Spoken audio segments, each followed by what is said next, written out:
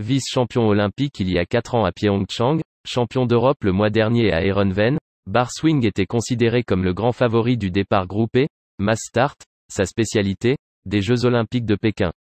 Il aura dû assumer ce statut tout au long des 16 tours de piste qui l'ont couronné. Les Néerlandais lui ont d'ailleurs mis la pression en tentant de fausser compagnie à la meute à tour de rôle. Je me suis senti visé, reconnaît le natif d'Erent au micro de Sporza. Les Néerlandais ne m'ont pas rendu la tâche facile.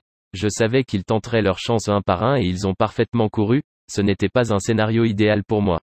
Mais je me sentais si fort, que je me suis dit que je ne pouvais laisser partir personne. Le patineur belge a donc maîtrisé les attaques, avant de délivrer un sprint royal, dans la dernière ligne droite, pour aller chercher son rêve olympique. C'est incroyable, souffle Barswing. Quand je suis entré dans le dernier virage, je n'avais pas spécialement la médaille d'or en tête. Mais j'ai senti que j'avais encore pas mal de vitesse et que mes jambes étaient encore là et j'ai tout donné dans le sprint, sourit-il. Un dernier effort avant de lever les bras et de décrocher les étoiles.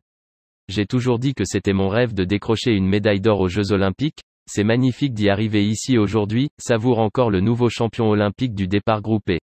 Un champion qui est entré de plein pied dans l'histoire du sport belge samedi à Pékin, en devenant le premier athlète noir-jaune-rouge double médaillé aux Jeux d'hiver et en offrant à son pays le deuxième titre de son histoire aux Jeux d'hiver, 74 ans après l'or de Micheline Lannoy et Pierre Bonnier, en patinage artistique à Saint-Moritz. Un exploit retentissant, même si Barswing ne mesure peut-être pas encore la portée historique de son sacre pékinois.